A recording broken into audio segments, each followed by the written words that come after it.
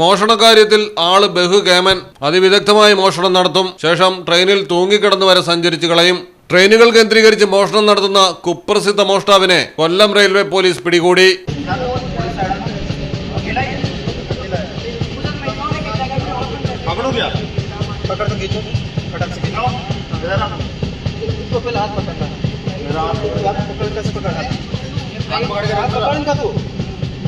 വേട്ട അഭിജിത്ത് എന്നറിയപ്പെടുന്ന അഭിജിത്ത് തമിഴ്നാട് പോലീസിന്റെ കസ്റ്റഡിയിൽ നിന്നും രക്ഷപ്പെട്ട ശേഷം മോഷണ പരമ്പരകൾ തുടരുകയായിരുന്നു. പരവൂർ സ്വദേശിയാണ് അഭിജിത്ത്. കേരളത്തിലും തമിഴ്നാട്ടിലും ട്രെയിനുകളിലും റെയിൽവേ സ്റ്റേഷനുകളും കേന്ദ്രീകരിച്ചാണ് പ്രതി സ്ഥിരം മോഷണം നടത്തുന്നത്. യാത്രക്കാരുടെ ലാപ്ടോപ്പ് അടങ്ങിയ ബാഗുകൾ, മൊബൈൽ ഫോണുകൾ, സ്വർണ്ണാഭരണങ്ങൾ എന്നിവ കവരുന്നതായിരുന്നു വേട്ട അഭിജിത്തിന്റെ ഇഷ്ടം.